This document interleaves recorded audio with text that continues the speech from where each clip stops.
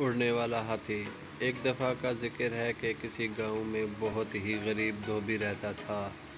کپڑوں کی دھلائی کے ساتھ ساتھ اسے آسمان کو قریب سے دیکھنے کا بہت شوق تھا۔ وہ اور اس کی بیوی روز دھوبی گھاٹ پر کپڑے دھونے جاتے تھے۔ ایک روز جب اس کی بیوی کپڑوں کو سکھا رہی تھی، اس کی نظر آسمان پر پڑی۔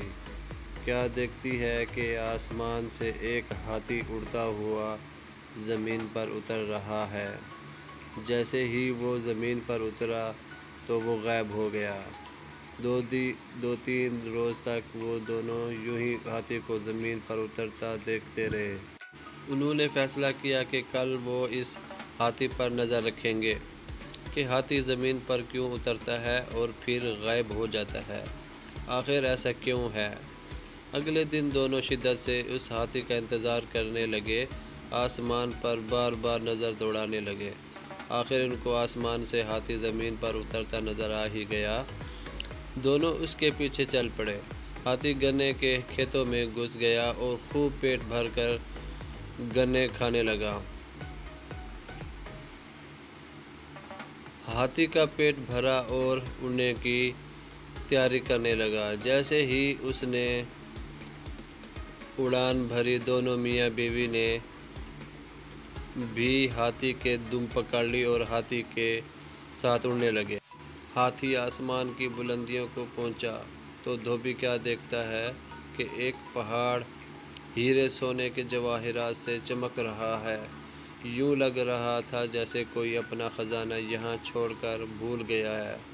دونوں میاں بیوی کی آنکھیں کھلی کی کھلی رہ گئیں۔ آخر ہاتھی پہاڑ پر اتر گیا۔ اس کے بعد دونوں میاں بیوی بھاگ کر سونے پر ٹوٹ پڑے اور زیادہ سے زیادہ سونا اکٹھا کرنے کی کوشش کرنے لگے۔ رات کے بڑھتے اندھیرے سے پریشان ہونے لگے۔ انہوں نے سوچا کہ صبح ہوتے ہی وہ ہاتھی کی دم پکڑ کر زمین پر اتر جائیں گے۔ آخر صبح ہوئی اور ویسا ہی کیا۔ زمین پر اترے اور اپنے گھر کی طرف رواں دواں ہو گئے۔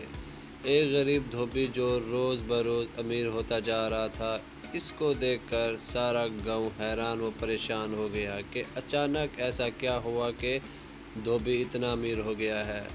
گاؤں کے لوگ دھوبی کے پاس آئے اور اس کے یوں اچانک امیر ہونے کا راز پوچھنے لگے۔ دھوبی ان کو کچھ نہ بتاتا۔ ایک دن دھوبی کسی کام سے شہر سے باہر نکل گیا۔ اس بات کا فائدہ اٹھاتے ہوئے ان کی ہمسائی دھوبن کے پاس آئی اور باتوں باتوں میں خزانے کا راز اگلوا لیا۔ رات کو جب دھوبی واپس آیا، دھوبن نے سارا ماجرا بتایا۔ دھوبی کو اپنی بیوی کی اس حرکت پر بہت غصہ آیا، مگر اب بات ہاتھ سے نکل چکی تھی۔ صبح سارا گاؤں دھوبی سے مدد مانگنے آ گیا۔ وہ ان کے ساتھ کھیتوں میں چلے اور ہاتھی کے ساتھ خزانے تک پہنچانے میں ان کی مدد کرے۔ یہ سب سننے کے بعد دھوبی کے دل میں لالچ پیدا ہوا کہ وہ ان کے ساتھ جا کے اور خزانہ اکٹھا کر کے لائے گا۔ یہ سوچ کر وہ ان کے ساتھ جانے کے لیے راضی ہو گیا۔ اگلی صبح سارے گاؤں والے کھیتوں کی طرف نکل گئے اور آنکھیں آسمان پر جمائے بیٹھے تھے۔ ہاتھی زمین پر اترا اور گنے کھانے لگا۔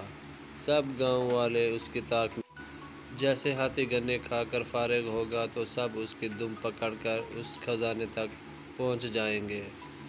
جیسے ہی ہاتھی اڑنے لگا، سب نے اس کی دم پکڑ لی۔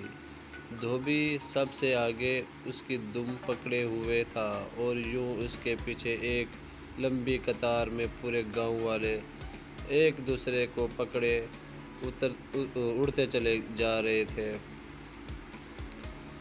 سب گاؤں والے آپس میں باتیں کرنے لگ گئے کہ وہاں اتنا خزانہ ہوگا کہ ہم سب لے کر آ سکیں گے۔